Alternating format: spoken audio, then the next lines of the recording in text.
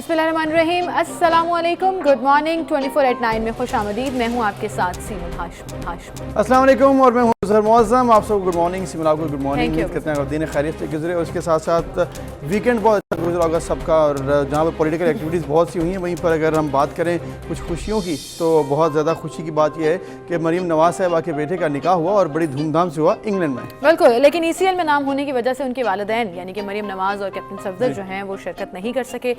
कुछ तस्वीर जो हैं वो इस सेरेमनी की ज़रूर शेयर हुई हैं और जुनैद सफदर और उनकी दुल्हन आयशा सैफ की तस्वीर जो मंजर आम पर आई, उसमें साबिक वज़ीर आज़म या मोहम्मद नवाज शरीफ को भी देखा जा सकता है। और इस निकाह की तकरीब जो है लंदन के मकामी होटल में हुई, जहाँ पर रिश्ता इज़्ज़ाज से वो लोग मुंसलिक हुए और जितने भी करीबी ख़ानदान के अफराद हैं उन्होंने शिरकत की। और फिर मरीम नवाज साहबा ने जो है वो इस तकरीब में वीडियो लिंक के ज़रिए डेफिनेटली वहाँ पर शिरकत की और ढोल की थाप पर जितने कारकुन थे UK में वो भंगड़ा डालते रहे और खुशियाँ मनाते रहे। और इसके साथ साथ तकरीब चूँकि इंग्लैंड में थी और मरीम नवाज़ साहिबा और कैप्टन सफदर नहीं वहाँ थे क्योंकि कुछ केसेस हैं और कुछ ECL में नाम की वजह से, लेकिन इसके साथ साथ लाहौर में रायवन रोड पर जो जाती उम्र है वहाँ पर भी एक तकरीब का एहतमाम हुआ। जो यहाँ पर लोग थे उनको खाना पेश किया गया और इसके मुबारकबाद देते रहे, वो सिलसिला जारी रहा। तो हम भी मुबारकबाद देते हैं और दुआ करते हैं इनकी ज़िंदगी में आगे भी खैरियत रहे। बिल्कुल। और कल आपने ये देखा भी कि टॉप ट्रेंड भी रहा, ट्विटर पर भी लोग जो है वो विश करते रहे। So congratulations to the couple और हमेशा खुश रहें जी। ये तो नेक तमन्नाएं हैं जो नौबयाहता जोड़े को ज़रूर देनी चाहिए। इसी के साथ हम आगे बढ़ेंगे जी और देखते हैं आज की हमारी टॉप हेडलाइंस यानी कि आज का प्रोग्राम क्या रहेगा। सबसे पहले जी, अफगान तालिबान की अहमद मसूद को चंद घंटे की मोहलत। प्राइवेट स्कूल्स एसोसिएशन की सिंध हुकूमत के फैसले के खिलाफ बगावत। PDM एक बार फिर हुकूमत के खिलाफ एक्शन के लिए तैयार है। इस्लामाबाद एयरपोर्ट की तामीर में एक और बेज़ाब्तगी का इंकशाफ। ट्रैफिक वार्डन ने बच्चे के मुबैना अगवा की कोशिश कैसे नाकाम बनाई। ये था आज का प्रोग्राम जो हम आपके साथ डिस्कस करेंगे। सबसे पहले अफगानिस्तान की सूरत हाल के ऊपर बात करेंगे। अफगान तालिबान ने वादी पंजतीर का कंट्रोल हवाले करने के लिए शुमाली अफगानिस्तान के मुकामी और कौमी मज़ामती मुहाज के रहनुमा अहमद मसूद को चंद घंटे की मोहलत दे दी है। ये वही हैं जिन्होंने बगावत का ऐलान कर दिया था और अमेरिका से हथियारों के हवाले से मदद भी मांगी थी। और अरब मीडिया के मुताबिक साबिक जिहादी कमांडर अहमद शाह मसूद के 32 साला बेटे अहमद मसूद को तालिबान ने अल्टीमेटम दे दिया है और कहा चंद ही घंटे में अगर वो सरेंडर नहीं करते तो फिर वहाँ पर भी अटैक करते। और इसके साथ अहमद शाह मसूद जो हैं उनके ये बेटे अब देखते हैं कि किस तरह से रिटेलिएट करते हैं। उन्होंने तो कहा है कि हमारे पास 8 से 9 हज़ार जो है वो हमारे कारकुनान तैयार हैं मुकाबला करने के लिए तालिबान का। ये तमाम सूरत हाल है। इसके अलावा वहाँ से जो इवैक्यूएशन हो रही है अमेरिका की वहाँ, इसके साथ साथ इत्तेहादी नेटो और फिर पाकिस्तान का इसमें किरदार बहुत अहम है। इस वक्त पूरी दुनिया का जो मरकज़ है वो अफगानिस्तान बना हुआ है कि वहाँ पर रोज़ बरोज़ बदलती सूरत हाल है, एक्सेप्टेबिलिटी कितनी है, इस पर हम बात करेंगे। हमारे साथ मौजूद हैं सीनियर तजियाकार सहाफ़ी नासिर बेग चुगताई साहब, उन्हें हम खुशामदीद कहते हैं। चुगताई साहब अस्सलाम वालेकुम, बहुत शुक्रिया आपने वक्त दिया। रोज़ बदल रही है सूरत हाल अफगानिस्तान की और ऐसा लग रहा है कि जो अमेरिका के जाने के बाद एक्सपेक्ट किया जा रहा था उससे कुछ कम हुआ है, लेकिन अभी भी ये एक्सपेक्ट किया जा रहा है कि आइंदा चंद दिन मुश्किल होंगे अफगानिस्तान में। देखिए हर घंटे बदल रही है सूरत हाल, बिल्कुल दुरुस्त कहा आपने। हर घंटे पेशरवादी की सूरत हाल बदल रही है। अहमद मसूद ने 24 घंटे पहले ऑफर किया था तालिबान को कि हम रिकनसाइल कर लेते हैं, मुफाहमत कर लेते हैं, मिलकर हुकूमत करते हैं। तालिबान ने इनकार कर दिया, तो अब वो तालिबान रवाना हो चुके हैं वहाँ के लिए। और पंजशेर बड़ा मशहूर इलाका है, ये शुमाली इत्तेहाद का गढ़ था पिछली लड़ाई में, और ये तालिबान से लड़ते रहे, अल-कायदा से लड़ते रहे।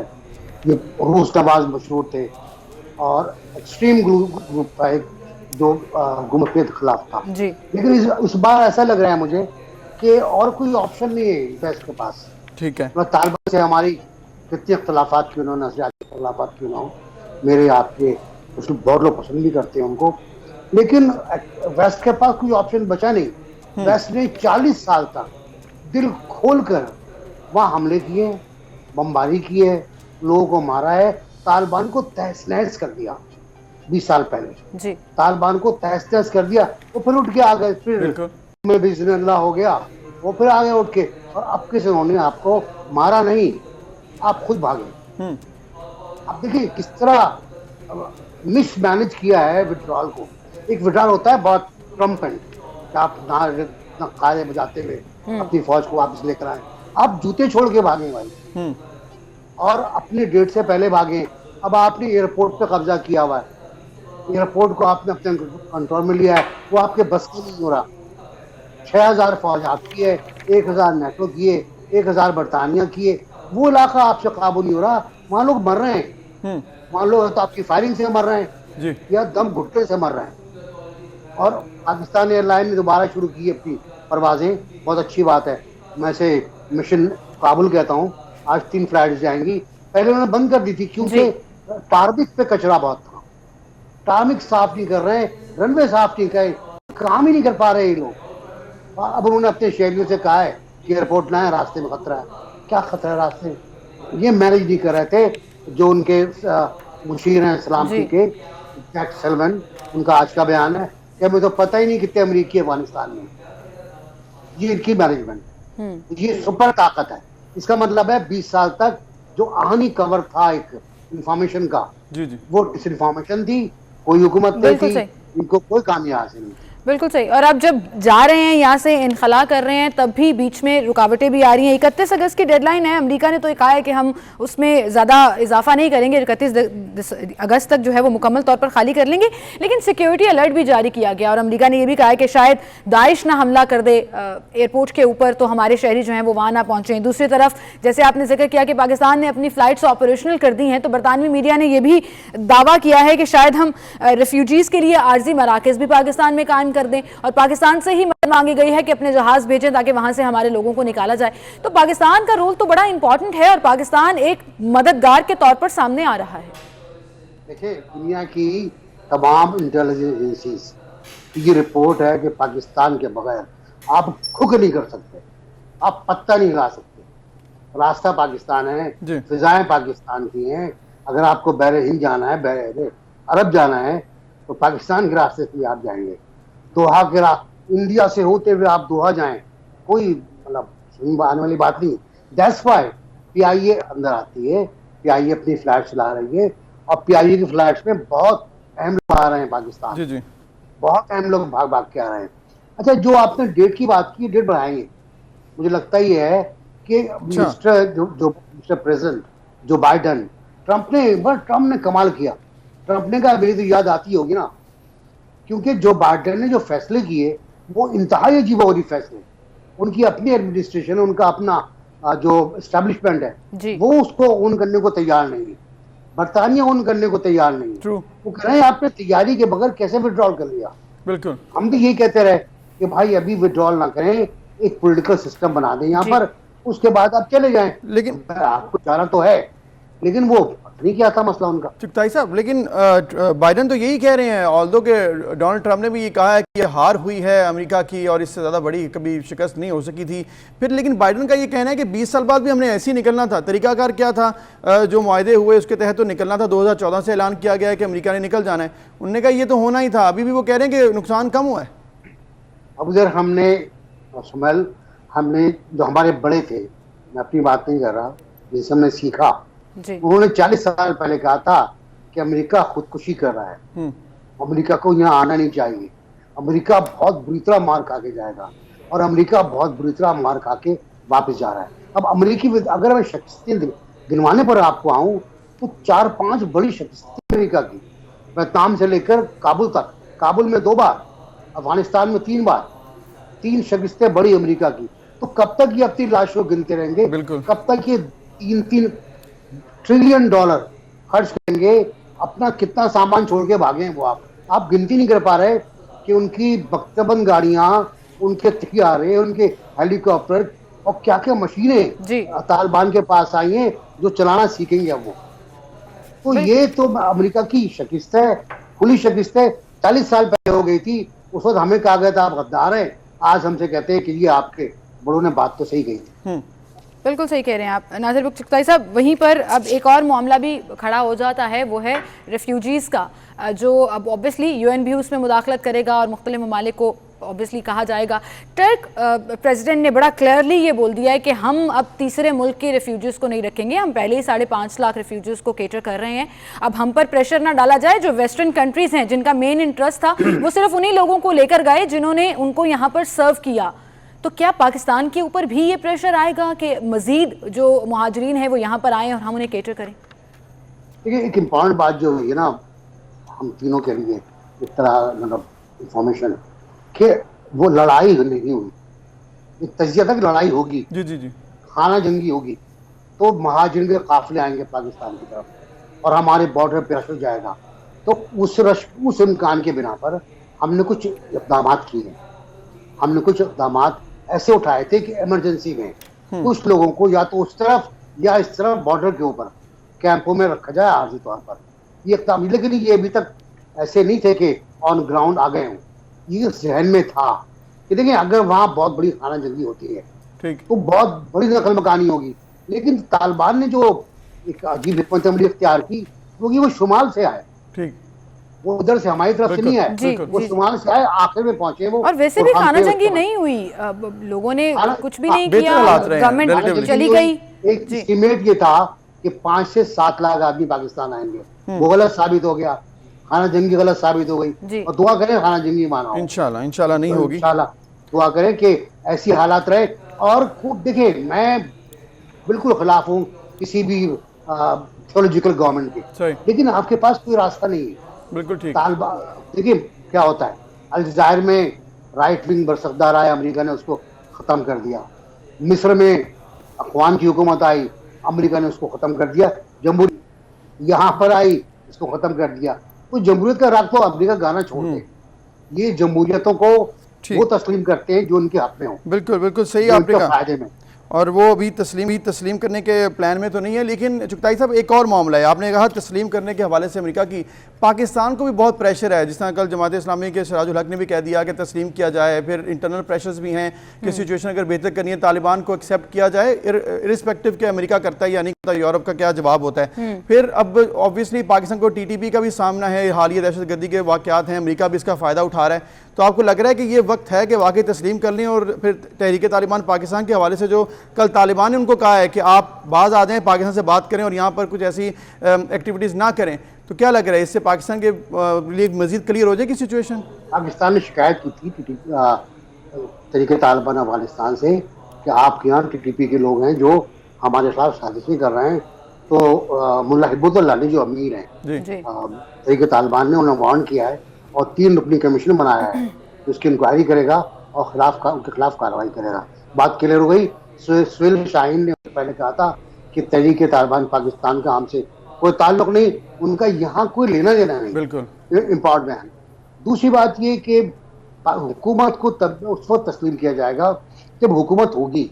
सराज साहब मेरे बहुत बुजुर्ग हैं, कलंदर आदमी है, दुर्वेश आदमी है, वो कह रहे हुकूमत तस्लीम कर लें, तो पहले हुकूमत तो आए ना भाई। बिल्कुल ठीक, पहले हुकूमत ऑन ग्राउंड तो आए ना, सामने शक्ल तो आए कि कौन अमीरुल मोमिनीन होगा, कौन नायब वजीर आजम होगा, कौन दोम सोम, कौन वजीर खारजा होगा, तो बात होगी। लेकिन पाकिस्तान ने बहुत कंप्लीटली, बहुत अच्छी तरह और सबको समझा दिया है कि हम एक ऐसी इंक्लूसिव हुकूमत चाहते हैं। अगर जो हमारा हक नहीं है, लेकिन हमारी ख्वाहिश है कि हम ऐसी इंक्लूसिव हुकूमत चाहते हैं जिसमें सबकी नुमाइंदगी हो, और पूरी दुनिया यही कह रही है और तालिबान भी ये कह रहे हैं कि हम एक जामे और मुकम्मल नुमाइंदा हुकूमत चाहते हैं जिसमें तमाम ग्रुप शामिल हों। हम पढ़े लिखे लोग लाना चाहते हैं। अब जाहिर है तालिबान बदले हैं, मेरा ख्याल है बिल्कुल काफी नजर आ रहा है। किस हद तक बदले ये आने वाला वक्त बताएगा, क्योंकि अभी तक किसी का हाथ नहीं काटा गया, बिल्कुल सही कह रहे हैं, किसी का सर नहीं काटा गया, किसी का पैर नहीं काटा गया, किसी को फायरिंग स्क्वाड के हवाले नहीं किया गया। बिल्कुल सही। अशरफ गनी को खतरा था उनको लटका देंगे नजीबुल्लाह की तरह, जब तालिबान ने पहली बार किया था, वो भी नहीं हुआ। अशरफ गनी की दौलत भी महफूज है, वो खुद भी महफूज हैं, उनके भाई तालिबान से मिल गए हैं। बाकी अल्लाह खैर अल्लाह ताला बिल्कुल बेहतर करे। सही। चुगताई साहब आप सही कह रहे हैं कि तालिबान चेंज तो हुए हैं, उनकी पॉलिसीज में वाज़ेह तौर पर जो ऐलानात किए जा रहे हैं और जो apparently काफी प्रैक्टिकल बेहतर। चीज़ें नज़र आ रही हैं उसमें तब्दीली तो काफ़ी नज़र आई। बहुत शुक्रिया चुगताई साहब, आप हमारे साथ मौजूद थे और आपकी बात ठीक है। हमारे वज़ीर भी कल एक इंटरनेशनल टीवी को इंटरव्यू देते हुए ये कहा है कि जहाँ इंसानी हकूक़ का एहतराम होगा, कीमती जानों का ज़ियान नहीं होगा, वो हुकूमत होनी चाहिए अफगानिस्तान में, और अगर ये कंटिन्यू रहा तो एक्सेप्ट। बिल्कुल, पाकिस्तान के स्टांस पहले दिन से ये उम्मीद करते हैं कि वहाँ पर सब खैरियत रहे, अफगानिस्तान में जिसके असरात जो हैं पूरे जो रीजन पर नेगेटिवली ना पड़े बल्कि पॉजिटिव इसमें इम्पैक्ट्स पड़े। लेकिन डायरेक्टली प्रोपोर्शनली ये आलमी राय आमा से ही है कि दुनिया कैसे इसको तस्लीम करती है और फिर हमारा उसमें रोल क्या रहता है। लेकिन कल ये बात उन्होंने बड़े वाज़ेह तौर पर कर दी कि पाकिस्तान के ऊपर इल्ज़ामात लगाना बंद करें, डू मोर का नारा और ताना अब मजीद नहीं सुनेंगे। एक ब्रेक लेते हैं, फिर मिलते हैं।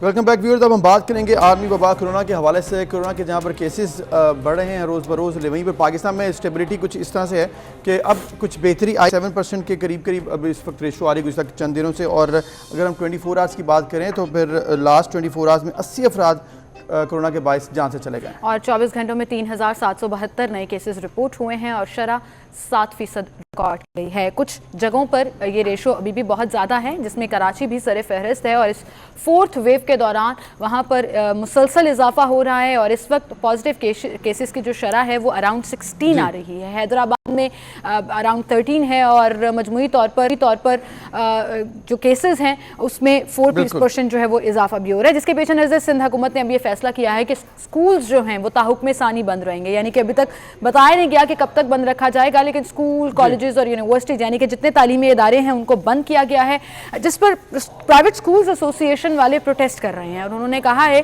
कि स्कूल बंद कर देना इस मसले का हल नहीं है, हर दफ़ा सबसे पहले स्कूल्स को बंद कर दिया जाता है और अगर हमें इजाज़त ना दी गई स्कूल खोलने की तो फिर हम सख्त लाइहा अमल भी अपनाएंगे, प्रोटेस्ट भी करेंगे और शायद ओपन स्कूलिंग की तरफ जो है वो आउटडोर स्कूलिंग की तरफ जो है वो हम ये तो तजवीज़ पहले ही आ चुकी है कि आउटडोर क्लासेस हो जाएं और मामला जो है बेहतर हो जाएं, लेकिन अभी पेरेंट्स भी ये डिमांड कर रहे हैं कुछ के जो है स्कूल खुलने चाहिए। अब सिचुएशन ये है कि सिंध ने तो फैसला कर लिया है, तो फिर प्रेसिडेंट और प्राइवेट स्कूल फेडरेशन इस वक्त हमारे साथ हैं काशिम मिर्ज़ा साहब, उनसे हम जान लेते हैं कि उन्होंने क्या फैसला किया है, कि उनकी इस वक्त एसोसिएशन है जो फेडरेशन है क्या सोच रही है और क्या आगे प्लान बना रहे हैं। काशिम मिर्ज़ा साहब अस्सलाम वालेकुम, बहुत शुक्रिया आपने वक्त दिया।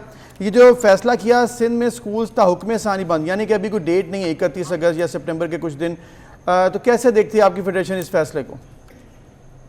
देखिए जी, all Pakistan private school federation ने बड़ा कैटेगोरिकली अपनी तमाम इत्तेहादी तंजीमों के साथ मशावरत के बाद इसे मुस्तरद किया है। ना सिर्फ हमने इसे मुस्तरद किया है बल्कि अपने जो सिंध के 1 करोड़ बच्चे और जो 65 लाख वो बच्चे जो कि आउट ऑफ स्कूल 1 करोड़ जो कि तालीमी इदारों में पढ़ रहे हैं, हम ये समझते हैं कि 25A आर्टिकल का हक उन्हें भी उसी तरह है जिस तरह पूरे पाकिस्तान में बाकी बच्चों को है। पूरा पाकिस्तान खुला है, इवन के पूरा सिंध खुला है। अगर सिंध ने बंद किया तो स्वाय तालीम के मैदानों को, तो ये हमारे बच्चों का आईनी तालीमी हक है, जिसके लिए हमने इसे ना सिर्फ मुस्तरद किया बल्कि आज हमने सिंध भर के अंदर अल्हम्दुलिल्लाह अपने तालीमी अदारे खोल दिए हैं। लेकिन कल जो है हमें जो वजीर तालीम है उनकी तरफ से हमारे साथ मुज़ाकरात की बात की गई है, हम उसका जो है उसे खुशाइन समझते हैं, लेकिन जब तक ये बाकायदा तौर पे इसका नोटिफिकेशन जारी नहीं करते और तालीमी इदारे जो है वो बाकायदा तौर पे ये गवर्नमेंट जो है खोलने का अपने लेवल के ऊपर अनाउंसमेंट नहीं करती, हम एहतजाज का सिलसिला भी जारी रखेंगे और जो तदरीस का सिलसिला है इंशाल्लाह वो भी जारी रखेंगे।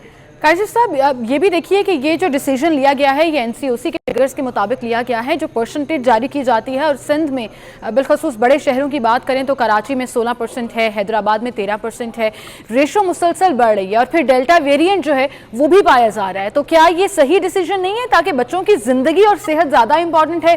तालीम तो चल रही है, साथ साथ कुछ ऑनलाइन क्लासेस भी हो रही हैं और नया सेशन शुरू होना है वहाँ पर, तो वो थोड़ा सा डिले हो जाएगा। देखिए, जहां तक तो बात आपने की ना एनसीओसी के डाटा और फिगर की, देखें आपने पूरे पाकिस्तान में सब कुछ अगर जो खुला है और वही हमारा बच्चा हर जगह अवेलेबल है, वो चाहे मॉल है, ग्राउंड है, शादी हॉल है, हर जगह वो आपको नजर आते हैं, तो वहां तो कोई एसओपीज का इंश्योर नहीं करते, लेकिन हम उसको इंश्योर कर रहे हैं। एक बात, दूसरी बात, इस बात का जो इतराफ है वो प्राइम मिनिस्टर पाकिस्तान इमरान खान ने किया, एनसीओसी के चेयरपर्सन ने किया, तमाम वज़रा तालीम ने किया, इवन जो हमारे चीफ मिनिस्टर सिंध है इन्होंने भी किया। अब जो एनसीओसी के डेटा की आपने बात की, कल शफकत महमूद साहब ने भी, जो कि एनसीओसी का एक मेंबर हैं, उन्होंने ये बात की और उन्होंने ये वाज़ेह कैटेगोरिकली कहा कि 86% हमने टीचर्स को भी वैक्सीनेट कर लिए, गवर्नमेंट का डाटा है, जबकि हुकूमत सिंध का कहना है कि 93% टीचर वैक्सीनेटेड हैं। तो इन हालात में टीचर हमने वैक्सीनेट करा लिए, हमने एसओपीज इंश्योर कर लिया, तो अब क्या कसूर है हमारे बच्चों का? और एक बात मैं आपके चैनल में दरखास्त और कर दूं, कल ये तो ये हमारे स्कूल कॉलेज यूनिवर्सिटियां बंद करा रहे हैं, कल जो है सईद गनी साहब फॉर्मर एजुकेशन मिनिस्टर और आजकल इंफॉर्मेशन के, उन्होंने पीपल्स पार्टी की जैली विंग तुलबा के स्टूडेंट्स के ऊपर जो पीएसएफ है उसका एक बहुत बड़ा इस्तेमाल किया है। तो इसका मतलब है बच्चा स्कूल कॉलेज यूनिवर्सिटी में के लिए वो नहीं जाएगा, वो दरवाजे बंद है।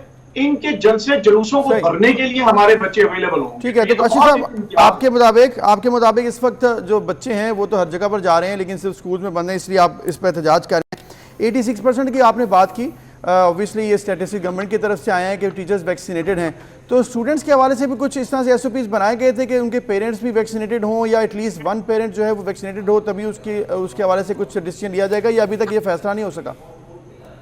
देखिए, जो ये पेरेंट के हवाले से जो वैक्सीनेशन करने की बात की गई, ये तो अब इन्होंने की। वैसे तो वैक्सीनेशन का जो है वो तो हुक्म पूरे पाकिस्तान में सबके लिए यकसा है, लेकिन जो टीचर्स के हवाले से था, हमारे जो पूरे पाकिस्तान में था एसओपीज, उसके अंदर टीचर की वैक्सीनेशन, स्टाफ की वैक्सीनेशन थी। अब पेरेंट की वैक्सीनेशन जो है ये तो गवर्नमेंट का फर्ज है, पेरेंट्स को करवानी भी चाहिए, हम इसके हक में है। लेकिन हमारे एसओपीज हैं, आपने सोशल डिस्टेंसिंग करनी है, हैंड सैनिटाइज करना है, बिल्डिंग सैनिटाइज करनी है, आपने मास्क का इस्तेमाल करना है, आपने बच्चों को, टीचर्स को इस चीज से आगाह करना है, वो हम कर रहे हैं। लेकिन आप मुझे एक बात बताइए, पूरे पाकिस्तान में क्या सिंध और सिंध के बच्चों को के वो आईनी तालीमी हक नहीं है? इनकी औलादे जो है ये तो अपने घरों में ट्यूटर भी बुला रहे हैं, इनके पास ऑनलाइन फैसिलिटी भी है, इनके बच्चे तो पढ़ के हमारे ऊपर मुसल्लत होते हैं और बाहर ये बचवाते हैं, वहां से जी पाकिस्तान का बच्चा क्या करे? जी, पाकिस्तान का बच्चा क्या करें? और जबकि पूरे मुल्क में स्कूल्स खुले हैं, लेकिन सिंध ने अपनी पॉजिटिव रेशो के मुताबिक ये डिसीजन लिया है ताकि स्कूल्स और कॉलेजेस और जितने तालीमी इदारे हैं वो बंद रहेंगे। आउटडोर स्कूलिंग की भी बात की गई। एक तरफ तो प्रोटेस्ट अभी भी हो रहा है, प्रोटेस्ट किया जा रहा है वहां पर प्राइवेट स्कूल्स की जानिब से, लेकिन ये भी कहा कि अगर 23 अगस्त तक हुकूमत ने इजाजत ना दी कराची में स्कूल्स खोलने की तो हम आउटडोर स्कूलिंग की तरफ चले जाएंगे। क्या ये ऑप्शन जेर गौर है और इस पर बात की जा रही है, खास तौर पर मौसम को मद्देनजर रखते हुए कि आउटडोर स्कूलिंग पॉसिबल होगी? देखिए, एक तो मैं आपको अर्ज करूं कि जो एग्जाम है वो अल्हम्दुलिल्लाह हो रहे हैं सिंध में। जी, आज सेकंड इंटर के इम्तिहानात का सेकंड मरहला शुरू हो चुका है। जी हाँ, तो ये तो एग्जाम हो रहे हैं, तो इसका मतलब ये है कि अल्हम्दुलिल्लाह एसओपीज इंश्योर हो रहे हैं, तो वो स्कूल के अंदर भी ज्यादा बेहतर तौर पे हमने माजी में भी किया, अब भी करेंगे। अब यहाँ तक आपकी बात है आउटडोर, देखिए हमने इन्हें गवर्नमेंट से रिक्वेस्ट की, इस्तदाल की है, आज भी कर रहे हैं, सीएम से भी कर रहे हैं और अरबाब इख्तियार जितने सिंध के सबसे कर रहे हैं, खुदा के लिए हमारी औलादों को पढ़ने का और जीने का हक दो। अगर ये जो तालीमी इदारे हमने खोल दिए, इनको बंद करेंगे, सील करेंगे, तो हम गिरफ्तारियां देंगे, हम ये हमसे जेलें भरें, हमें गिरफ्तार करें, लेकिन हम तालीम का सिलसिला जारी रखेंगे। और अगर इन्होंने स्कूल सील किए तो उन्हीं हम बच्चों को इंशाल्लाह जो आउटडोर इनकी पॉलिसी है जी, आउटडोर सब कुछ मुमकिन है, डाइनिंग हो सकती है, सब कुछ, तो पढ़ाई भी हो सकती है। हम उन बच्चों को जो पार्क्स में जा रहे हैं, ग्राउंड्स में जा रहे हैं, हम उन बच्चों को जो है पार्क्स और ग्राउंड्स में और स्कूलों के बाहर जो है आउटडोर क्लासेस इंशाल्लाह वो हम जो है इसका इत्माम करेंगे, लेकिन तालीम और तदरीस का सिलसिला जारी रहेगा। राइट, काशिम मिर्जा साहब आपका बहुत शुक्रिया कि आपने अपना प्लान बताया कि इस वक्त एहतजाज भी करेंगे और गवर्नमेंट ने जो फैसला किया उस हवाले से ये सोच लिया उन्होंने कि अभी जारी रहेगा, और इसके साथ साथ ये भी सोचा है कि अगर आइंदा चंद दिन में ये फैसला वापस ना लिया गया तो फिर आउटडोर तालीम सिस्टम जो है वो जारी रहेगा। अब ये भी देखना होगा कि ये किस तरह से इंप्लीमेंट होता है, क्योंकि ये एक मुश्किल टास्क होगा और लेट्स सी आइंदा चंद दिनों में किस तरह सिचुएशन बढ़ती है। बिल्कुल, इसी के साथ एक ब्रेक की तरफ चलते हैं जी, ब्रेक लेते हैं, दोबारा हाजिर होंगे, हमारे साथ रहिएगा।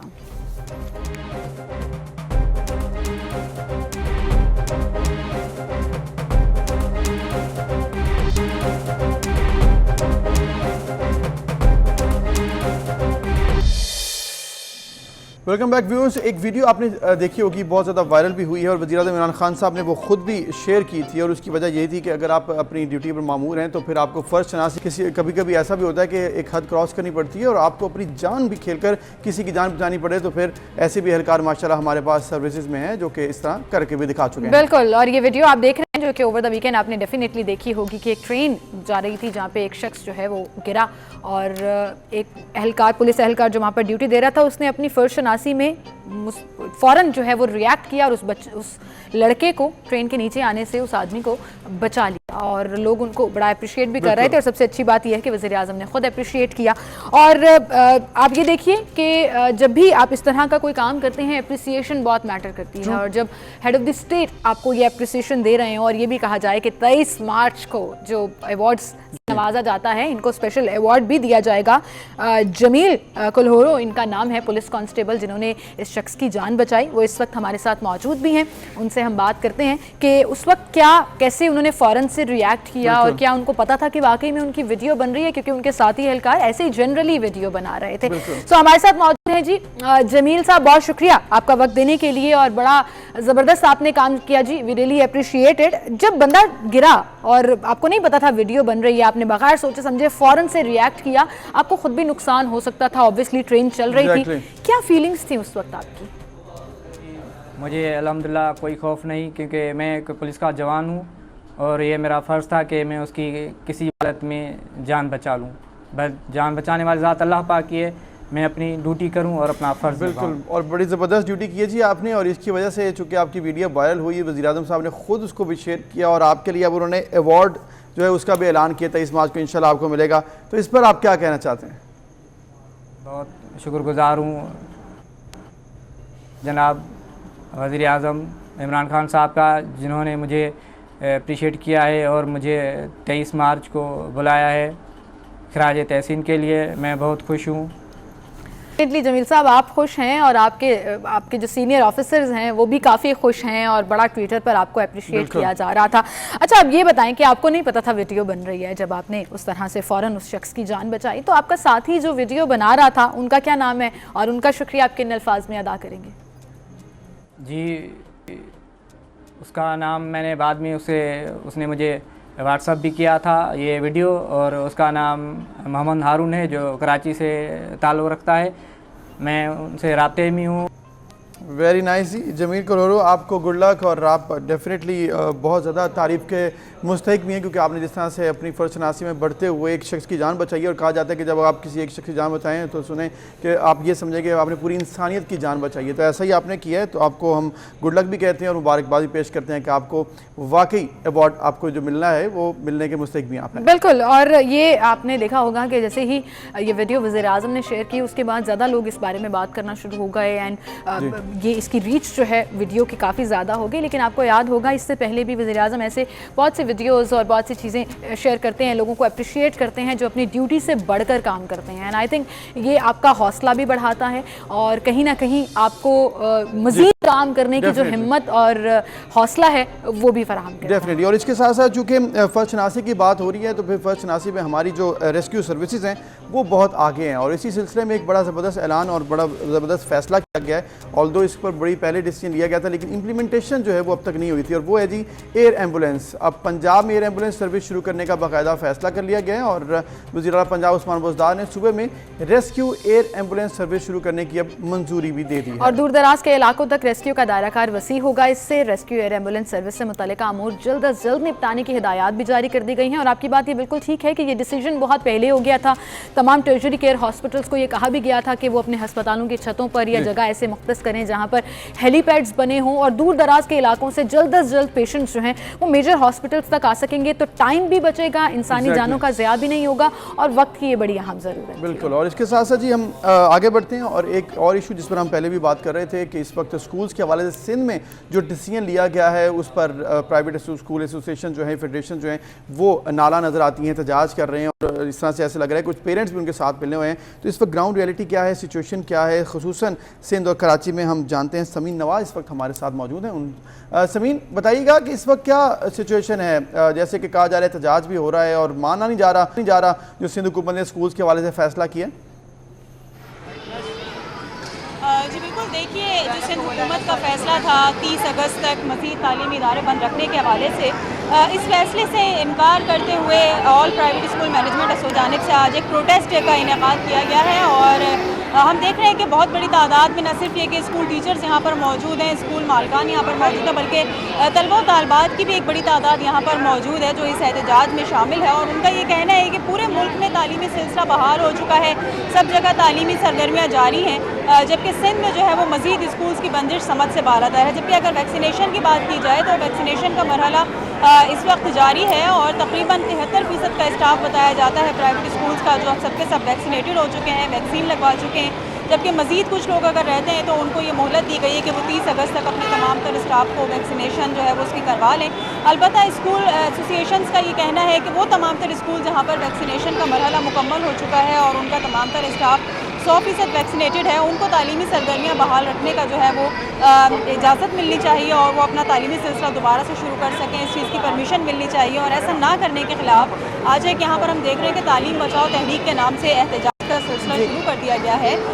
ये भी कहा गया है कि वज़ीर तालीम के साथ मुज़ाकरात करने की कोशिश की जा रही है, उनसे बातचीत करने की कोशिश की जा रही है और चाहते हैं कि उनको ज़रिए डायलॉग के ज़रिए अपना पैगाम उन तक पहुँचाएँ और बता सकें कि बच्चों की तालीम का काफ़ी ज़्यादा हर्ज हो चुका है, लिहाजा SOPs को फॉलो करते हुए और 50% हाज़िरी के साथ जो है वो तालीमी सरगर्मियाँ शुरू करने की इजाज़त मिलनी चाहिए। बिल्कुल सही। समीन, ज़रा ये जो पेरेंट्स आपके पीछे खड़े हैं, बच्चे आपके पीछे खड़े हैं, इनसे बात करिएगा, इनका क्या कहना है? जी बिल्कुल, मेरे साथ यहाँ पर ये स्टूडेंट्स मौजूद हैं, हाथों में बैनर्स लिए हुए हैं तालीम बचाओ तहरीक के हवाले से, इनसे हम बात करेंगे। आप आज प्रोटेस्ट कर रहे हैं तो क्या मकसद है यहाँ पर आने का आपका? हमें नहीं पता, इनसे पूछ लें। स्कूल खुलने चाहिए, वहाँ पर तालीमी सरगर्मियाँ शुरू होनी चाहिए, क्लासेस शुरू होनी चाहिए। यस। आप चाहते हैं कि स्कूल में पढ़ाई का सिलसिला दोबारा शुरू हो जाए? जी यस। आप इन लोगों के साथ ही आए हुए पेरेंट्स हैं, आप क्या कहती हैं, बच्चों को स्कूल जाना चाहिए, खुलने चाहिए? जी ज़रूर जाना चाहिए, क्योंकि ये बच्चों के मुस्तकबिल का सवाल है। ये सिंध में के साथ ही क्यों हो रहा है? पंजाब वगैरह में सब जगह स्कूल खुल रहा है, लेकिन सिंध वालों के साथ नाइंसाफ़ी क्यों? बच्चों को हम आज का मुस्तकबिल बना रहे हैं बच्चों को, लेकिन हमारे सिंध के बच्चों को तालीम से पीछे रखा जा रहा है। बिल्कुल, इनका ये कहना है कि तालीमी सरगर्मियाँ बहाल होनी चाहिए और जिस तरह से और दीगर तमाम तर सूबों में स्कूल खुल चुके हैं और वहाँ पर भी बच्चे स्कूल जा रहे हैं, ऐसे हमारे बच्चों को भी स्कूल जाना चाहिए और जो उनका हर्ज हो रहा है वो कम से कम उसको देखा जा सके और उस नुकसान को जो अब तक हो चुका है उस पर कमी को पूरा किया जा सके। सही। तो समीन, ऑब्वियसली पेरेंट्स भी चाह रहे हैं, कुछ एसोसिएशन भी चाह रही हैं, लेकिन हुकूमत ने तो अभी फैसला किया क्योंकि कोरोना केसेस भी ज़्यादा हैं तो उसकी रेशो ज़्यादा है सिंध में, खुसूसन कराची हैदराबाद में। तो फिर क्या फैसला क्या किया? इसी तरह सड़कों पर रहना या मुज़ाकरात के हवाले से कुछ हुकूमती अहदेदार ने कुछ अभी तक आपको खबर आई है कि वो मिलना चाह रहे हैं और ये मामला ठीक हो जाए? जी बिल्कुल, इस वक्त हम देख रहे हैं कि बड़ी तादाद में मुजाहिरीन सड़क पर मौजूद हैं और प्रोटेस्ट किया जा रहा है, लेकिन ये कहा गया है कि शायद आज किसी वक्त में वज़ीर तालीम से अगर उनकी जानिब से वक्त दे दिया जाएगा तो ये एसोसिएशन वाले और स्कूल मालकान उनके साथ जाकर एक डेलीगेशन की सूरत में बातचीत करेंगे और उनके सामने ये तमाम तर मुद्दा बयान किया जाएगा कि किस तरह से वालिदैन भी चाहते हैं, स्टूडेंट्स भी चाहते हैं स्कूल में अपनी तालीमी सरगर्मियाँ बहाल रखना और जो कुछ मसाइल दरपेश हैं उनको घरों से ऑनलाइन तालीमी सिलसिले में उसके बारे में तफसीली ब्रीफ किया जाए तो इसके बाद कुछ देखा जा सकेगा कि फैसले में। सही, शुक्रिया आपका। आप हमें अपडेट कर रही थी कि अगर उनसे बातचीत होती है तो वालिदैन और तमाम प्राइवेट स्कूल्स मालिकान का ये कहना है कि उनसे बात करेंगे कि स्कूल्स खोलने की इजाज़त दी जाए। एक ब्रेक लेते हैं जी, फिर मिलते हैं। एक बार फिर से आपको खुशामदीद कहेंगे और नाज़िन कुछ पॉलिटिकल एक्टिविटीज़ की बात कर लेते हैं जिसमें PDM अब काफ़ी सरगर्म नज़र आ रहा है। 29 को कहा जा रहा है कि जो जलसा होगा और इंतखाबी इस्लाह मुस्तरद कर दी हैं और कहा है कि अवाम के हक़ पर हम डागा डालने नहीं देंगे। और फिर इसके साथ साथ जो उन्होंने प्रेस कॉन्फ्रेंस की उसमें गवर्नमेंट की 3 साला कारकर्दगी पर वाइट पेपर जारी करने और हुकूमत मुखालिफ जलसे और रैलियाँ निकालने का ऐलान किया। अच्छा, आपने ये क्यों कहा है कि कहा जा रहा है? आपको यकीन नहीं है कि होगा? क्योंकि पहले भी शायद ऐसे हुआ तो आपको लग रहा है कि अब मैं पक्की डेट ना दूं। आपने पकड़ लिया वैसे मेरा जुमला, लेकिन ये पहले हो चुका है बहुत दफ़ा कि उन्होंने अनाउंस किया कि जलसा होगा फिर एंड टाइम पर जलसा। लेकिन लग रहा है ऐसा इस दफ़ा प्लान प्रॉपर बना लिया क्योंकि जिस तरह फजलुर रहमान साहब और शाद खान नवाज़ी साहब एक्टिव नज़र आ रहे हैं तो लग रहा है कि 29 को जलसा होगा। लेकिन इतने एक्टिव क्यों नज़र आ रहे हैं सिर्फ ये लोग ज़्यादा और पीपल्स पार्टी उतनी ज़्यादा एक्टिव नहीं है और बाकी जमातें उतनी एक्टिव नज़र नहीं आ रही और वो इस वक्त ऐसे लग रहा है कि हुकूमत को टाइम देना चाह रही है कि अपना 5 साल पूरे कर लें। अब देखते हैं सिचुएशन किस तरफ है। अंजुम रशीद साहब हमारे साथ मौजूद हैं, सीनियर तजियाकार सहाफ़ी हैं, उनसे हम जानने की कोशिश करते हैं कि वो इस तमाम सिचुएशन को कैसे देखते हैं। अस्सलाम वालेकुम अंजुम रशीद साहब, कैसे हैं आप? खैरियत से हैं? सिमल जी अंजुम साहब, तो ये बताइएगा जिस तरह से सिमल ने कहा है कि 29 को कहा जा रहा है कि जलसा होगा, आपको लग रहा है कि हो जाएगा या कुछ अचानक से चेंजेस आएंगे और फिर जलसा डिले हो जाएगा? देखिए, जो PDM के असल मकासद थे, जिन मकासद के लिए बनी थी और बनते वक्त जो इन्होंने अपने मकासद तय किए थे वो मकासद तो अब ख़त्म हो गए। अब ये इमरान खान की हुकूमत को जो है वो ख़त्म करना और इसकी और फौरी तौर पर इलेक्शन कराने का इनका मुतालबा नहीं है। अब ये एक एक अपोजिशन इत्तेहाद है, जिसे एक इंतखाबी इत्तेहाद भी कह लें, लेकिन इंतखाबी इत्तेहाद भी ऐसा नहीं है कि अभी कोई पता नहीं कि वाज़े तौर पे जो है वो मुश्तरका इलेक्शन लड़ेंगे या नहीं इलेक्शन लड़ेंगे। ये 29 अगस्त को जलसा ज़रूर करेंगे, लेकिन अब जलसे के अंदर सूरत हाल ये है कि ये अवाम को मोबिलाइज करने की कोशिश है, ये हुकूमत को ख़त्म करने की कोशिश नहीं है। अच्छा, अब अवाम को मोबिलाइज करना, अपने हक में, अपने वोट बैंक में इजाफा करना, अब ये मेरा ख्याल है कि ये PDM की अपनी जो एफर्ट्स है वो कम होंगी, बल्कि जो तहरीक इंसाफ जो करेगी उसका रिएक्शन जो है वो ज़्यादा होगा। क्योंकि तहरीक इंसाफ ने ऐलान किया था कि वो आवाम को 2 करोड़ नौकरियां देगी, लेकिन 2 करोड़ नौकरियां देने की बजाय बल्कि 20 लाख से ज़्यादा नौकरियां छीन ली। महंगाई में जो है वो कमी करेगी। महंगाई में इतना इजाफा हो गया है कि लोगों के लिए अपने बच्चे पालना मुश्किल हो गया है, जिंदा रहना मुश्किल हो गया है, जिंदगी गुजारना मुश्किल हो गया है। अवाम की कसम कुर्सी में बेतहाशा इजाफा हो गया है। और उन्होंने कहा था कि कानून सबके लिए होगा, कानून की बालादस्ती होगी। शहबाज शरीफ के लिए कानून अलग है और जहांगीर तरीन के लिए कानून अलग है। अब इन्होंने कहा था कि हम जो है वो जो टैक्स है वो डबल कर देंगे। टैक्स तो डबल नहीं हुआ, अवाम ने टैक्स जो है तो बेहतर तो हुआ है, कलेक्शन तो बेहतर है ना। ये कलेक्शन तो हर साल में भी इजाफा हुआ है। देखिए कलेक्शन बेहतर क्या हुई है कि पाकिस्तान का जो अखराजात हैं, अब तनख्वाहें और दीगर अखराजात जो हैं वो 8.5 अरब रुपए के बराबर हैं, और दीगर जो अखराजात हैं फेडरेशन के। लेकिन जो इनकम है वो 5800 बिलियन की इनकम है। अब मतलब ये कि आधी से ज्यादा 50% जो है 3000 का डेफिसिट है जी। हाँ, शॉर्टफॉल है ना 3000 का। अच्छा, अब तो इससे ये क्या है? ये तो एक दिवालिये की निशानी है, दिवालियेपन की निशानी है कि आप पैसे कम इकट्ठे करते हैं और खर्च ज्यादा करते हैं। और मुल्क की हालत जो है वो दिन ब दिन जो है खराब हो रही है। पुलिस के अंदर इन्होंने कोई रिफॉर्म्स नहीं की, आवाम को सेहत की सहूलतों में इजाफा नहीं हुआ, हेल्थ जो है ये तो गवर्नमेंट का काम हो गया। और आपकी बात ये बिल्कुल ठीक है, गवर्नमेंट का ये काम, गवर्नमेंट का ये काम जो है वो PDM की हेल्प करेगा। लेकिन एक और अभी तक तो कर नहीं सका, अभी तक हेल्प हो नहीं सकी। जब बड़े बड़े जलसे हुए, बड़े बड़े जुलूस निकाले गए, तब भी गवर्नमेंट कॉन्फिडेंट नजर आ रही थी। और वो ये चाहे अपफ्रंट आकर ही कह रहे थे, लेकिन वो ये कह रहे थे कि हमारा कुछ नहीं बिगाड़ सकती ऑपोजिशन। देखिए ये कहना कि अवाम की महंगाई से कमर टूट गई, अवाम की बेरोजगारी से कमर टूट गई, सेहत के मैदान में कुछ नहीं हुआ, शहरों में कोई डेवलपमेंट नज़र नहीं आती और सफाई का इंतज़ाम बहुत ख़राब है, ये सारी बातें जो है ये वोट बैंक पे असरअंदाज नहीं होती, ये होती हैं। ऐसा नहीं है नहीं होती है।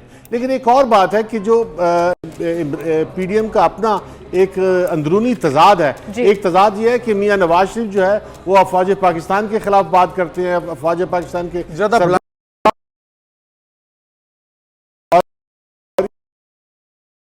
इमरान खान जो है वो अफवाज पाकिस्तान के साथ। आपने कहा कि ये मोबिलाइज करने के लिए यूज करेंगे लोगों को, और वो जाहिर है मोबिलाइज अगले आने वाले इलेक्शंस के हवाले से होगा। अब गवर्नमेंट भगाओ तहरीक तो उस तरह से नहीं चल रही है, लेकिन क्या आपको लगता है कि अब भी वही एग्रेसिव स्टांस रहेगा? क्योंकि इलेक्शन कैंपेन वाला अगर माइंडसेट हो तो वो थोड़ा डिफरेंट होता है, वो आवाम को डिफरेंटली मोबिलाइज करने की कोशिश करते हैं। अगर तो जो मरियम नवाज रिप्रेजेंट करती हैं इमरान खान के एग्रेसिव स्टाइल को, जो अफवाज पाकिस्तान के खिलाफ भी है, इदारों के खिलाफ भी है, लेकिन शहबाज शरीफ जो है वो मुफाहमत की तरफ इशारा करते हैं। लेकिन शहबाज शरीफ का ख्याल यह है कि अगर मुफाहमत ना की गई इदारों से तो अगला इलेक्शन वो नहीं जीत सकते। और मेरा भी ख्याल यह है कि अगर इस तरह से मज़ाहमत रही तो अगले इलेक्शन में जो है वो मुस्लिम लीग नून के जीतने के या गवर्नमेंट बनाने के इम्कान। तो शायद आपको अंजुम साहब, अब आपको ये लग रहा है कि शायद खाकन अब्बासी और मरीम नवाज जिस तरह से बात कर रहे हैं बहुत एग्रेसिव रहे हैं और शहबाज शरीफ साहब के बारे से, ये कोई नई बात तो है नहीं। अभी आप भी कह रहे हैं और ये गुज़श्ता चंद महीनों से तमाम बातें यही हो रही हैं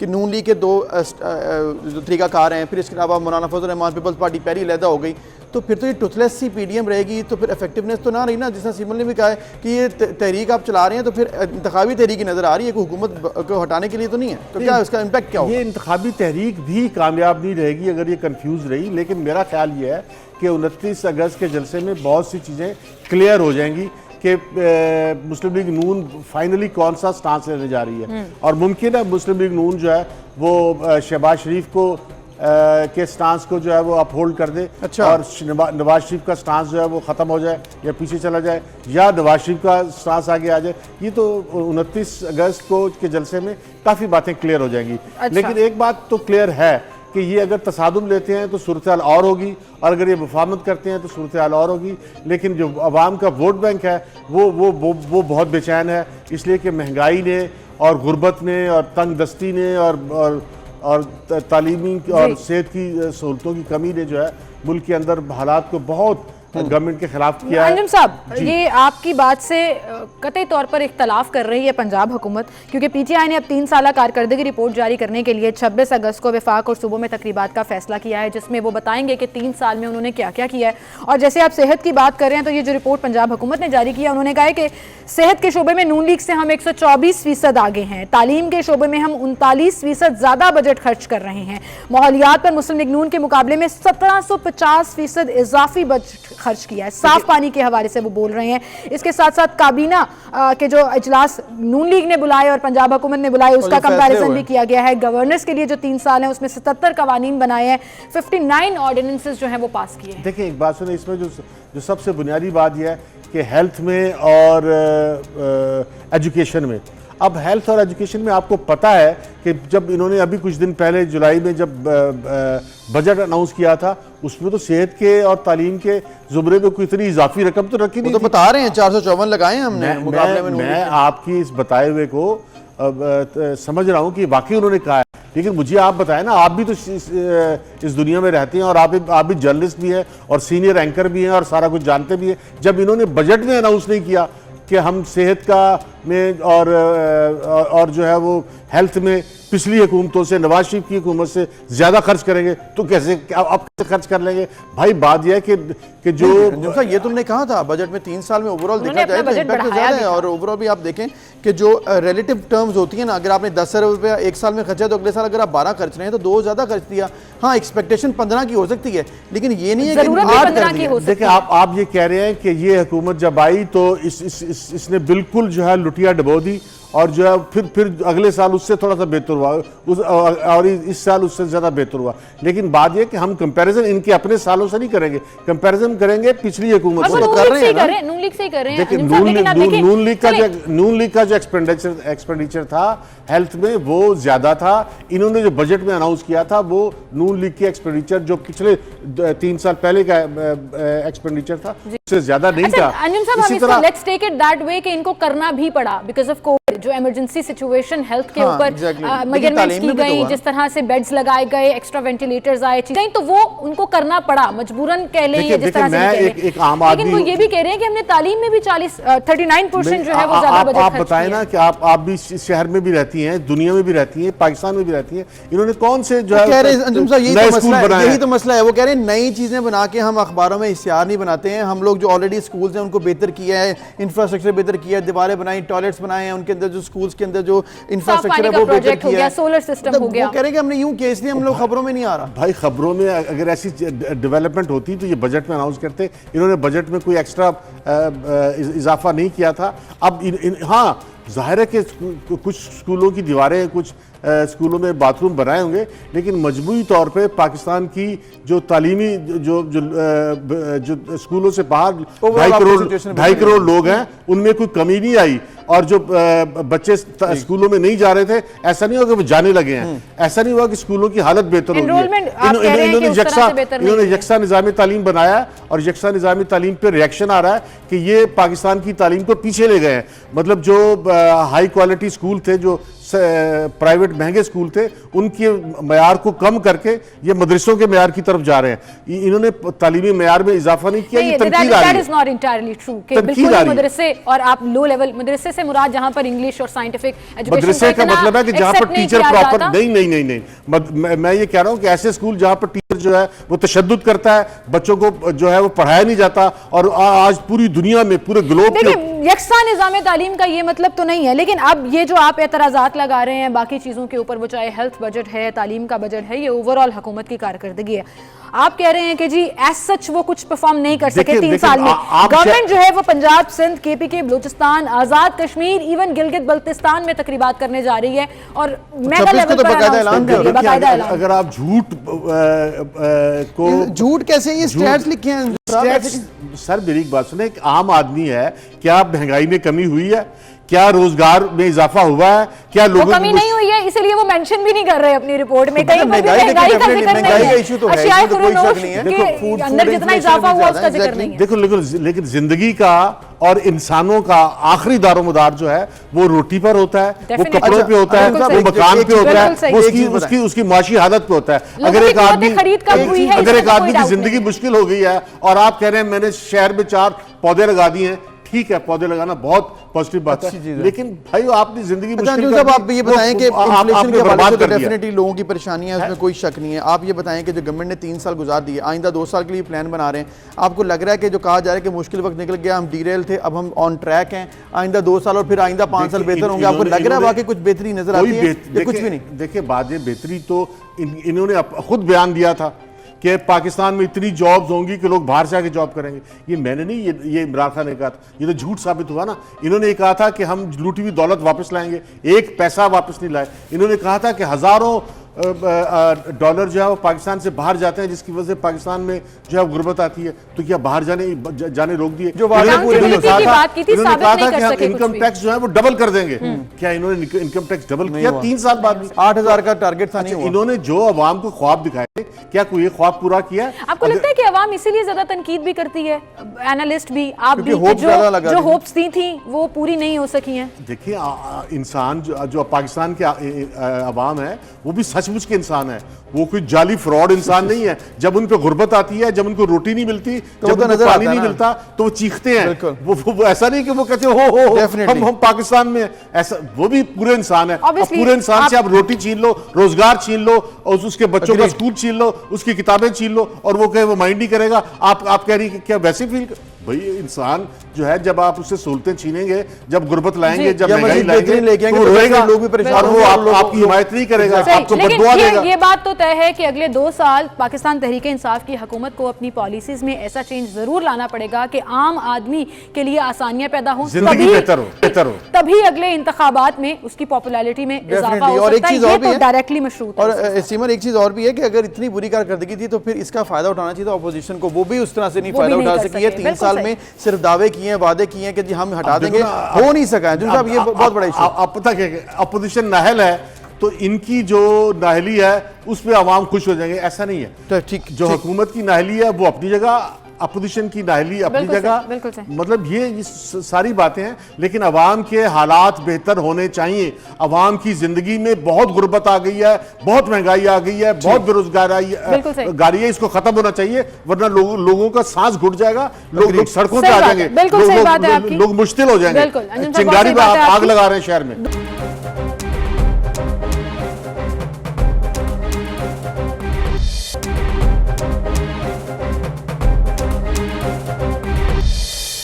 वेलकम बैक। एक बार फिर से आपको खुशामदीद कहेंगे नाज़न। लाहौर में ट्रैफिक वार्डन ने ट्रैफिक वार्डन का जिक्र जब भी हम करते हैं तो वो फर्स्ट रिस्पॉन्डर्स होते हैं, रोड पर मौजूद होते हैं, चाहे वो इंस्पेक्टर्स हों या किसी भी रैंक के हों।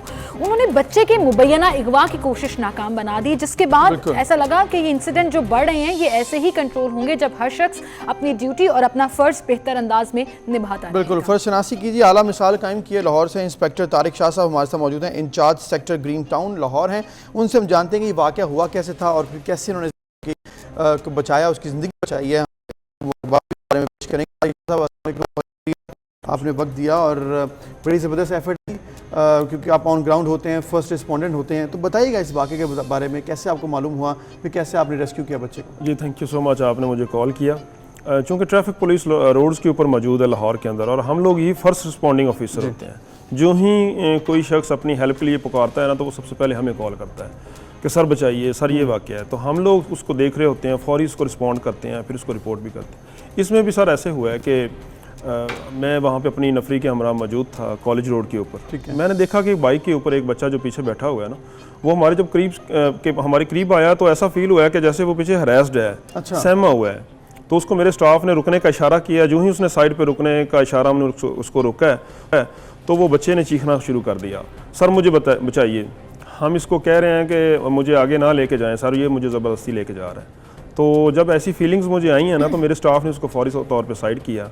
साइड पे रोक के बच्चे ने इन्वेस्टिगेट किया, बच्चे से तफ्तीश की, पूछा, बच्चे ने फौरी तौर पे बता दिया सर ये मुझे ज़बरदस्ती ले जा रहा है। बच्चे ने फ़ौरन बता दिया? फ़ौरन बता दिया, सर मैं तो घर से बाहर निकला था, ये है तो मेरा हमसाया था, लेकिन सर ये ज़बरदस्ती ले जा रहा है मुझे बचाइए सर इससे। वो एक वीडियो क्लिप भी हमारे पास में इसमें है जिसमें बच्चा हरास्ड है बहुत ज़्यादा। तो बच्चे से उसके फादर्स का नंबर लिया है, फादर को कॉल किया, फादर ने भी इसी बात का ही तस्दीक की कि बिल्कुल मेरा बच्चा, तो मैं तो 1 घंटे से 1.5 घंटे से घर में सर्च कर रहा हूँ, मोहल्ले में सर्च कर रहा हूँ, मुझे तो आइडिया नहीं हो रहा था कि बच्चा कहाँ चला गया। तो फौरी तौर पे वो टाउनशिप का इलाका था, टाउनशिप के रिहायशी थे ये लोग, बच्चा भी टाउनशिप का था, B1 का रिहायशी था। वो जो बच्चे का फादर था और जो मुलजिम था उसका नाम अबू बकर है, वो भी उसका हमसाया ही था। अच्छा, उससे आपने इब्तदाई तौर पर पूछा, क्योंकि जब बच्चे ने इल्ज़ाम लगाया तो डेफिनेटली आपने मौका पर ज़रूर पूछा होगा, क्या कहना था इस मुलजिम का जो उस बच्चे को लेकर जा रहा है? मुलजिम कहता मैं देखें जब भी कोई ऐसे किडनैपिंग करते हैं तो वो वर्गला बहला फुसला के उसको ट्रस्ट में लेके जाते हैं। उसने उसको कहा कि बेटा आओ, बच्चा छोटे आओ मेरे साथ में, मैंने मेरी कीज़ गिर गई हैं यहाँ रोड्स के ऊपर, मैं कीज़ तलाश करना चाह रहा हूँ। तो उसको पीछे बिठा लिया, वो बच्चा इसी ट्रस्ट में बैठ गया कि ये हमारा हमसाया है। अच्छा, उसको मतलब कोई अनकॉन्शियस उसने नहीं किया हुआ था, कोई नशावर चीज पिला कर? नहीं, ऐसा नहीं था, ऐसा नहीं था। बच्चा होश में था और इसीलिए तो उसने हमें देख के वो चीखना चलाना शुरू कर दिया। अगर वो उसने किया होता कुछ तो वो कतन बच्चा बोल ना पाता। तो तारिक शाह साहब, जिस तरह से आपने ये वाक़या देखा और आपने फ़ौरन रिस्पॉन्ड किया, आपकी टीम भी वहाँ पर मौजूद थी, तो क्या आप समझते हैं कि ऐसा क्यों होता है कि बच्चे निकल जाते हैं घरों से? और बहुत से वाक़यात आप तो लेकिन आए रोज़ हमारे यहाँ माशरे में हो रहे हैं, किस तरह से इसको मैनेज किया जा सकता है? देखिए, हमारी सोसाइटी में ये सिस्टम जो है ना, ये बहुत ज़्यादा हो गया। बच्चों की किडनैपिंग वाला केस तो स्पेशली बहुत ज़्यादा है, और इतना ज़्यादा है कि ये ख़तरनाक हद तक बढ़ चुका है। तो मैं तो इसमें सबसे पहली जो रिस्पॉन्सिबिलिटी वो वालिदैन के ऊपर ही छोड़ता हूँ, क्योंकि जब भी बच्चा घर से निकलता है ना, ख़ास तौर पे छोटा 8 से 10 साल का बच्चा, तो ज़रूर उसकी वालदा को ज़रूर आइडिया होता है, उसके वालिद को आइडिया होता है भी बच्चा यहीं घर में था, कहाँ गया हुआ है। अगर कंप्लेंट चला गया तो परेशानी तो है। उसको फौरी तौर पे हमें देखना चाहिए, लुक आफ्टर करना चाहिए। बच्चा अगर गली में है तो हम अपने बच्चों को स्ट्रिक्टली कंप्लाइंस करवाएं कि ये बेटा आपने अपने एरिया से बाहर नहीं जाना, दूर नहीं जाना। अमूमन साथ वाले बच्चे होते हैं वो खेलते खेलते दूसरी गलियों में चले जाते हैं, ऐसे इलाके में चले जाते हैं जो अप्रोच से बाहर हो जाते हैं। बिल्कुल सही। और तारिक साहब, इसमें एक चीज़ बड़ी इंपॉर्टेंट है कि वो बच्चा लड़की है या लड़का, रिगार्डलेस ऑफ दैट, बच्चों के मतलब बच्चियों के अगवा के वाक़यात तो हैं ही, लेकिन बच्चों के अगवा के वाक़यात भी बहुत से सामने आ रहे हैं। लेकिन थैंक यू सो मच जी for responding so quickly, and I really hope कि लोग बाकी लोग भी आपसे इंस्पिरेशन लें। सिर्फ हमारी जो सड़कों पर मौजूद फोर्सेज हैं, वो अहलकार जो हमारी खिदमत के लिए मामूर हैं, उन्हीं की जिम्मेदारी नहीं है, आप लोगों की भी जिम्मेदारी है कि खुदारा अपने इर्द गिर्द ख्याल रखें। कहीं कोई जुल्म हो रहा है, कोई आपको शक पड़ रहा है, कोई आप देखते हैं ऐसा मशकूक एक्टिविटी देखते हैं, तो प्लीज़ अपना किरदार ज़रूर अदा करें, या तो खुद रिस्पॉन्ड करें, और अगर आप खुद नहीं कर सकते तो एटलीस्ट मुतल्लिका जितने भी मतलब पुलिस एहलकार हैं या इदारे मौजूद हैं उनको ज़रूर रिपोर्ट। बिल्कुल, और अपनी रिस्पॉन्सिबिलिटी ज़रूर अदा कीजिए, क्योंकि मुआशरे में जिस तरह से क्राइम बढ़ रहा है तो हमारी रिस्पॉन्सिबिलिटी उतनी ही बढ़ जाती है। एक ब्रेक, फिर मिलते हैं।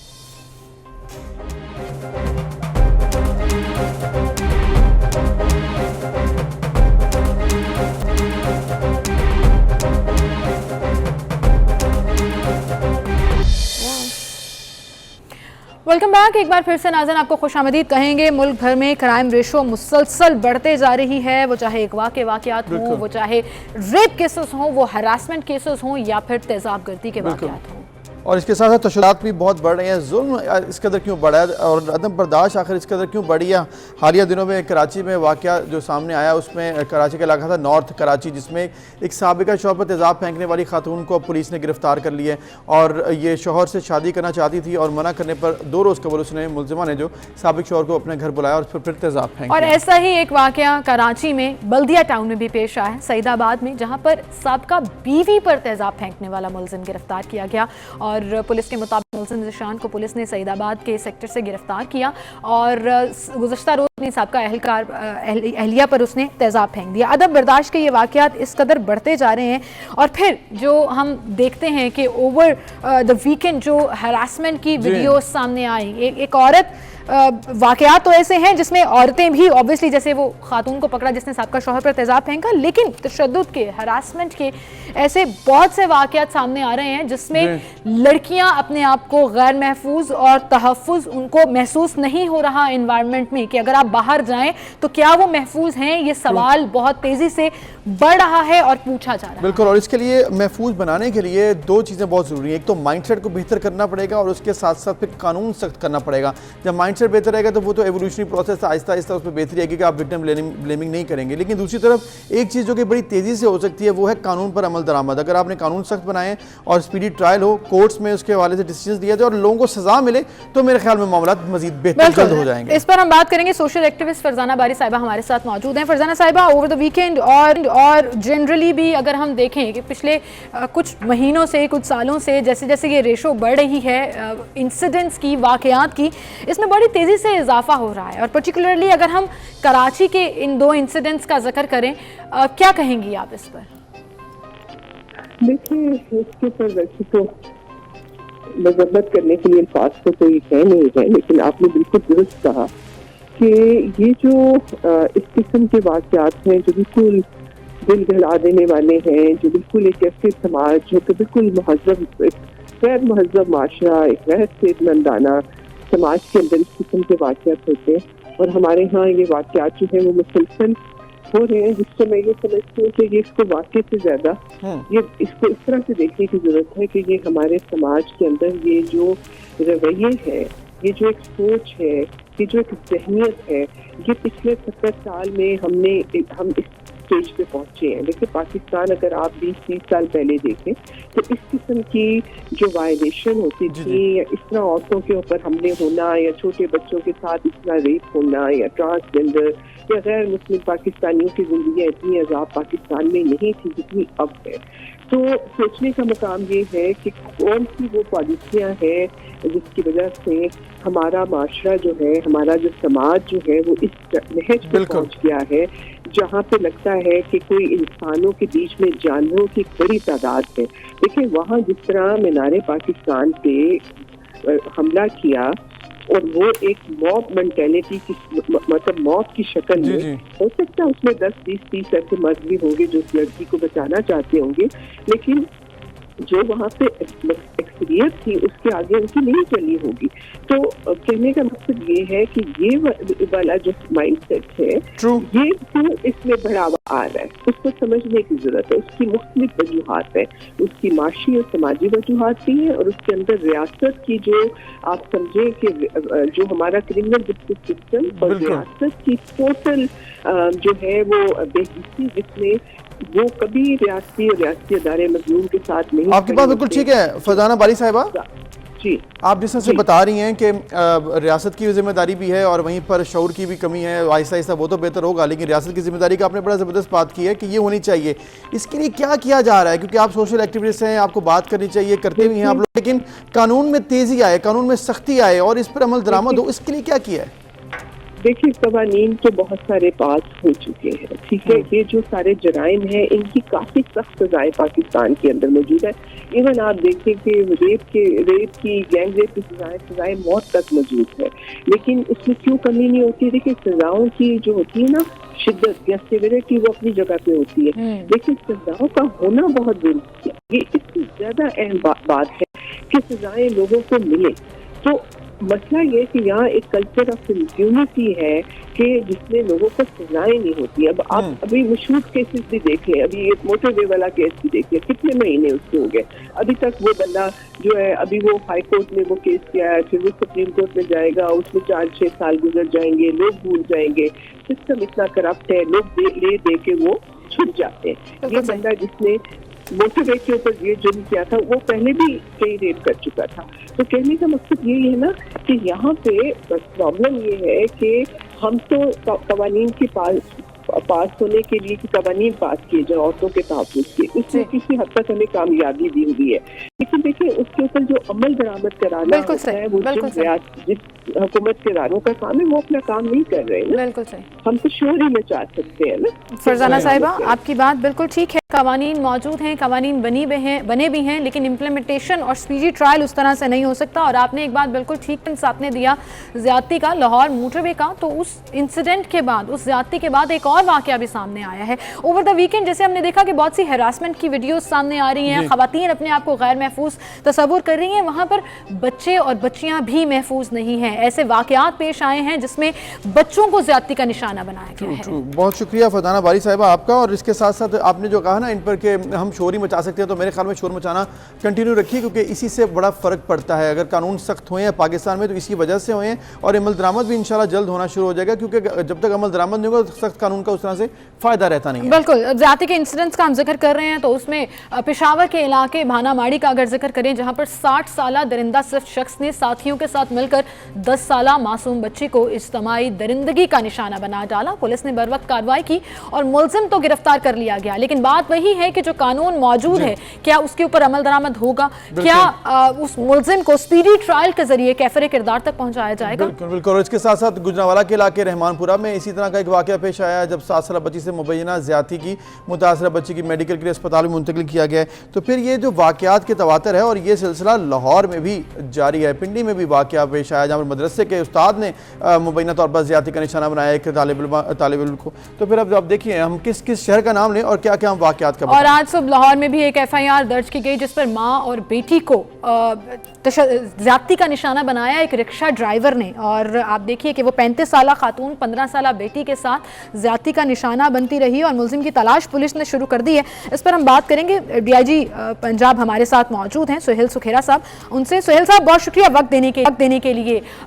जैसे जैसे ये इंसिडेंट बढ़ते जा रहे हैं, रिपोर्टिंग में भी इजाफा हो रहा है, यानी कि ऐसे इंसिडेंट्स रिपोर्ट हो रहे हैं, लेकिन क्या वजह है कि स्पीडी ट्रायल्स नहीं होते, मुलजमान कई महीने सालों लग जाते हैं उस पूरे केस के दौरान। अभी जो रीसेंट इंसिडेंट हुआ है उसमें क्या पेशरफ्त की है पुलिस ने, मुलजमान को पकड़ने के लिए क्या इकदाम किए जा रहे हैं?